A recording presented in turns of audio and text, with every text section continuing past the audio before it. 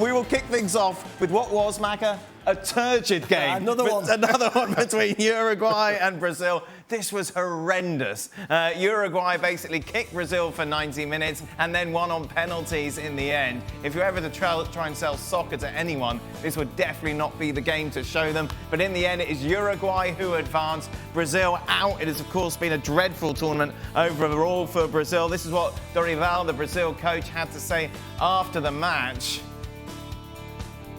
I do have to acknowledge that these weren't the expected results and I take full responsibility for them. But I do think, as well as that, this team has great room to grow and evolve and improve. Our main objective now is to qualify for the World Cup. Let's welcome in, shall we, Herculez Gomez, who, of course, has been all over Copa America with Football Americas. This was horrible, Herc. I blame you.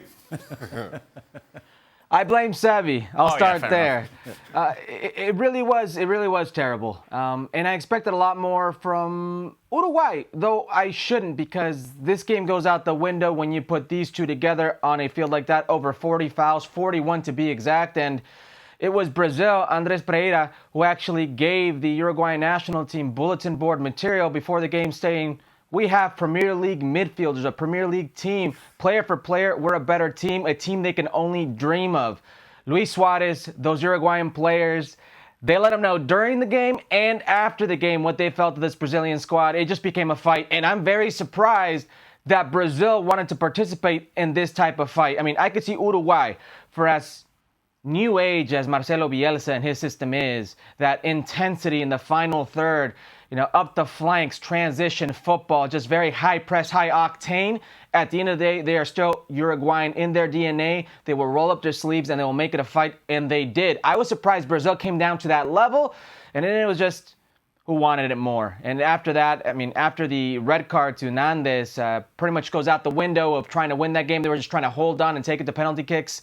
And there was no half steps. There was no, I'll stop, I'll go, I'll give them a shove on these penalty kicks. The Uruguayans just put them right in and ended up winning the game. But it really was, we'll make this game an ugly game. We'll make this a battle. We'll make it a fight. We'll roll up our sleeves and we'll win. And that's what Uruguay did. Obviously, Kurt mentioned that Brazil kind of came down to their level, which is exactly what you want as Uruguay. You want it to turn into a fight as opposed to a proper football match. How difficult is it not to kind of come down, get involved with all the fighting when you're being kicked for 90 minutes? Well, it's very difficult the way Uruguay, with, as Herc said, with Bielsa, that's how they play. They go and press, they hunt the ball down, they want to close it down. It's not as if they're going to sit off and let Brazil play.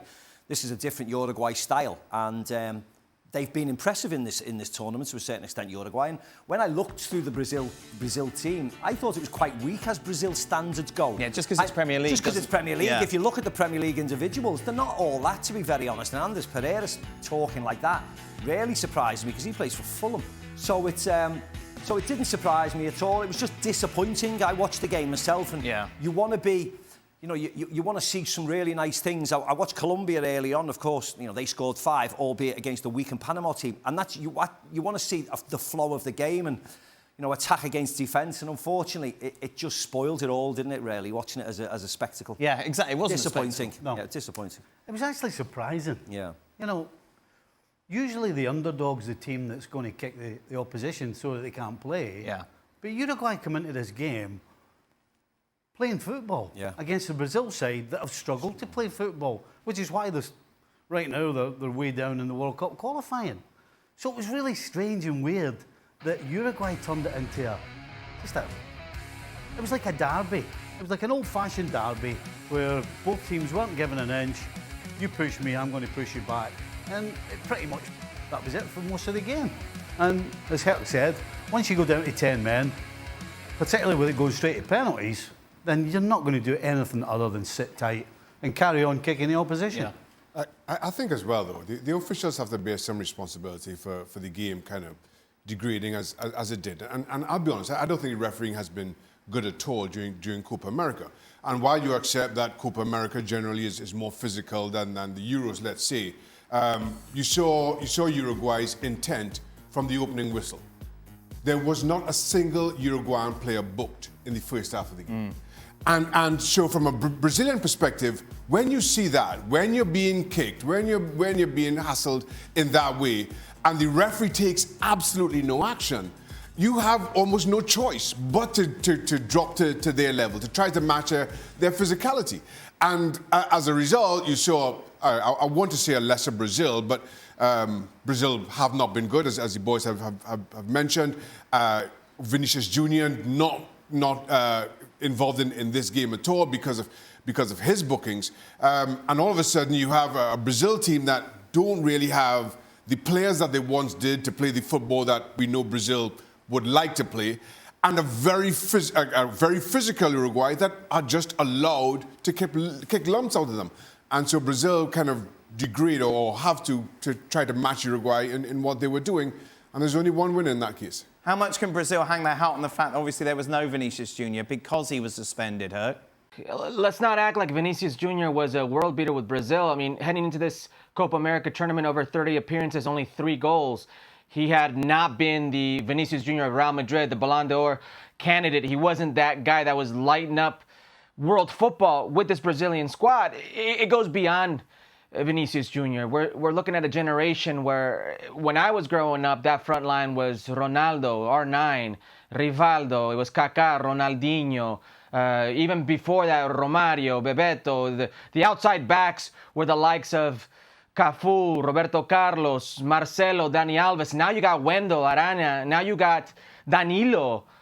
With all due respect, this Brazilian team lacks quality and they lack creativity. We could talk about Vinicius Jr., missing in this game, but I think for as much as people hate hearing Neymar is the missing piece here. That is the creativity that's missing from this Brazilian team. Somebody different, that special player to unlock defenses, to make the players in front of him play better. Get the most of a Rafinha, a Rodrigo, a Vinicius, or an Endrick if he's on the field. Listen, our ESPN FC social account likes to poke fun sometimes, and they had a stat that the only completed pass that Endrick made tonight was the opening kickoff. It was a dogfight for these guys. They were out of their element. He's a 17-year-old who was getting his legs kicked from underneath him all game. It wasn't the Brazil that we are accustomed to. And albeit it's Uruguay, you should be used to this, but this is a far cry from the Brazilian teams of old. So Vinicius was missing. That's a problem. Always a problem, because he's capable of that special direct moment. He doesn't have that Joga Bonito about him, but the directness to his play, getting behind oppositions and being lethal, yes. But he really hasn't shown that with Brazil, so I don't really know how much we could blame the absence of Vinicius on this Brazil lackluster opponent. I think it goes far beyond that. What's interesting that the Copa decided there would be no extra time. So 90 minutes straight to penalties. A lot of discussion as if UEFA should adapt that for the Euros. Given what we see in extra time, Stevie, that, for example, the England game yesterday, nothing happened. France-Portugal, you could argue the same. But is this an argument as to why we need extra time? Because Uruguay knew if they could just get it to 90 minutes that they're going to penalties? 100%. I think no extra time will always favour the team that wants to sit tight. Right. And in the last 20, 30 years, FIFA, UEFA, everybody's been looking at ways of making the game better, making it more exciting. Can we get more goals by fiddling with the offside? I mean, they're doing every single thing they can to make it better. If you take extra time away, you absolutely are turning back the other way and putting it in the hands of teams that don't want to play. You agree? I think extra time will be banished soon. Do you think so? Yes, I do. I just think now we're trying to jam so much football into the schedule, and FIFA want to put this club nonsense 32-team tournaments at the start of the year.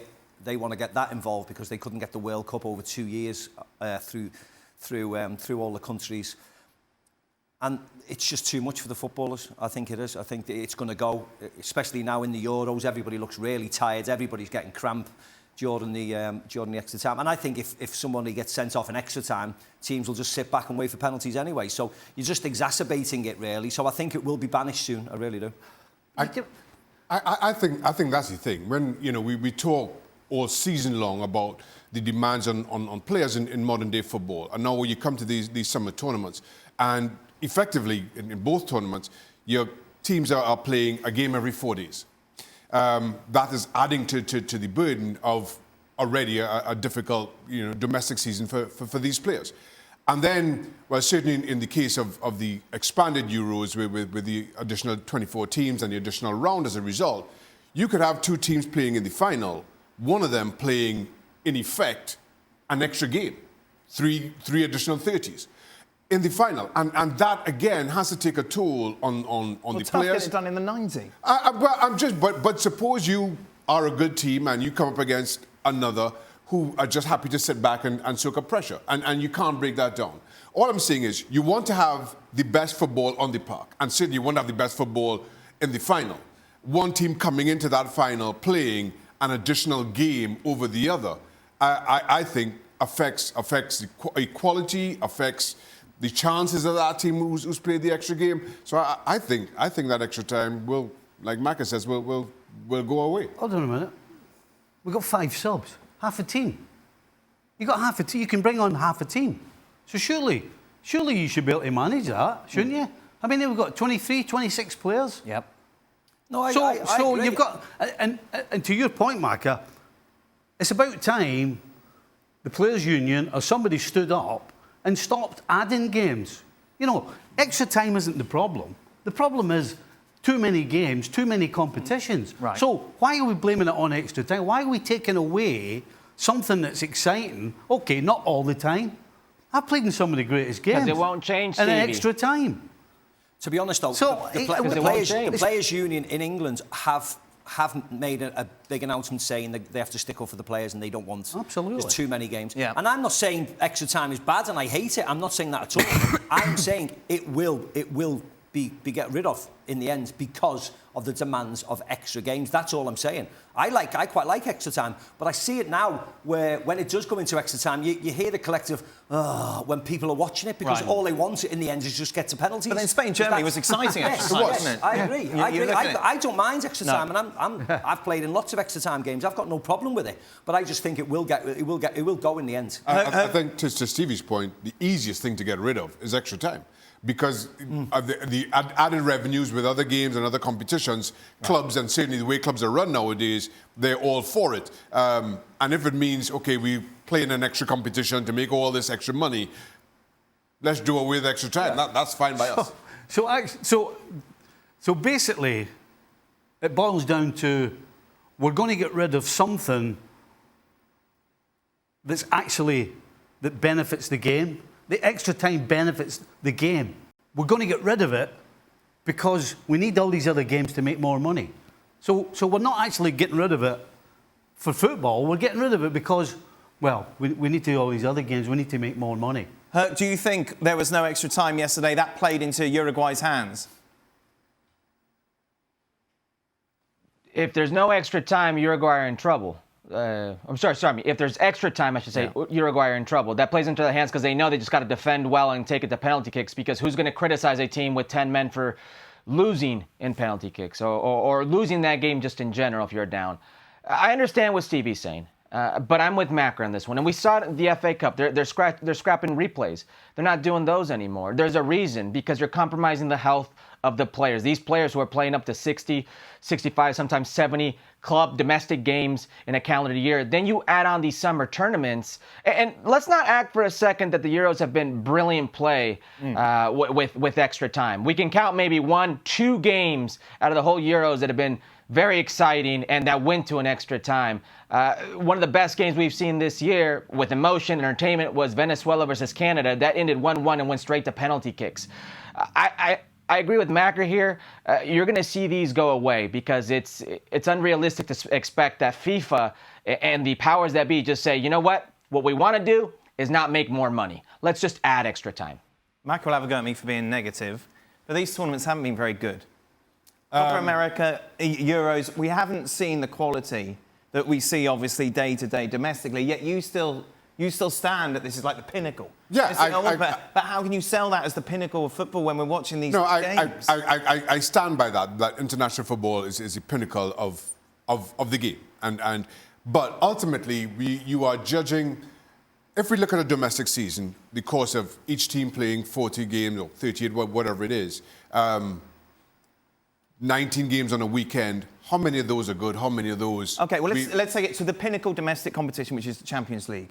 Right. We see so many better games, more entertaining games with higher quality in the knockout stages of the Champions League. in the knockout stages than we do in international tournaments. Again, if you take the percentage of good games against games that we could do without, I don't think it's that much different from what we see here. The knockout stages of what we've seen in the Champions League over the years. Are we talking about the knockout stages of the Euros? Yeah, or knockout stages of the Euros, knockout stages of the Euros. Copa America. I just think I don't buy into that. I don't. Yeah, I think it's apples and oranges. You're home and away in the Champions League, and these games are just these games are just lacking so much quality that we expect. But it's international football, Dan, versus club football. So to that point, then that's fine, international football. But you can't say that the quality that we see in international football eclipses that of domestic. It doesn't. But look at the two most successful teams in world football, international football. France and Argentina over the last, I would say, decade. Argentina went to the World Cup final 2014, lost that one. Argentina then in 2021 ended up winning the Copa America, ended up going 2022 to the final, winning the World Cup. France, the same thing. They both play pragmatic football. They both play, let me defend, let me just be gritty, let me transition, and both teams have world-class players. Both teams count with Lionel Messi, a generational talent that we'll probably never see again. Kylian Mbappe, players who surely that not proves even my in point. his prime yet. Surely that proves my point. If you're that's what I'm trying to tell you. That's why you can't compare Manchester City, Real Madrid, Liverpool. No, but they work all week with each other, Dan. Exactly. As opposed that's to fine. It's 3-4 fine to days. say, isn't it, that domestic football is a higher quality than the world. Once again, I will continue to disagree. And to Herc's point, international football has always been a little bit slower, has always been a little bit more tactical. It's been a different game. I think you've seen international football kind of step up in pace in some of, and almost mirror club football in that respect a little bit more. But it used to be so much slower, so much more methodical than it is now. And to your point about quality of games, I think once you start taking, if you start taking averages, it's no different. The difference here is different. No, the difference here is because you've not enjoyed it, because you've said some turgid games. You weren't saying that in the World Cup. Everybody was saying how good the games were in general in the World Cup. So depending on how it goes, so the World Cup was great. The Euros hasn't been so good. So does that mean that we completely changed? We changed the whole complexion of everything. The World Cup was in December. Even still during the World Cup, wasn't congested. We still saw some bad games in that, didn't we? But you're always going to see bad games because we don't know what we're going to get all the time. That's why we watch it. You see bad games all the time in the Champions League. We don't know what we're going to. That's why we sit here and you ask us questions like, who's going to win? Who's going to be the best team? Sure. What's your prediction for the score? Because the games actually have to be played. I understand that. Right. Yeah, I understand. But you don't always get what you want. Sometimes you get a bad game.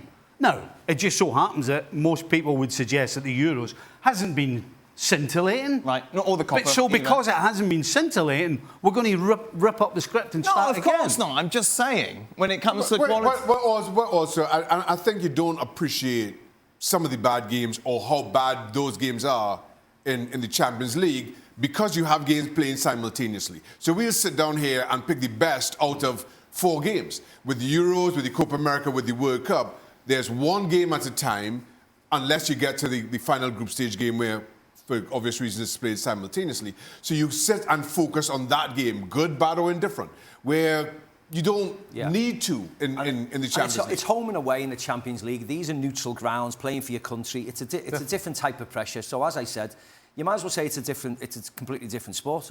You cannot compare domestic football with international football or tournament football with domestic football. No chance. Both international tournaments are down to their semi-finals, aren't they? It's just to remind you how the bracket has worked out in Copa America. That victory for Colombia means that they will be facing Uruguay. What a semi-final that's going to be on Wednesday. Argentina, despite their name, have not impressed so far, have they? They take on Canada on Tuesday. A place in the final, of course, at stake after those 2 games. So allegedly, it'll be a good game. I'm going to be watching reruns of Real Madrid, Manchester City.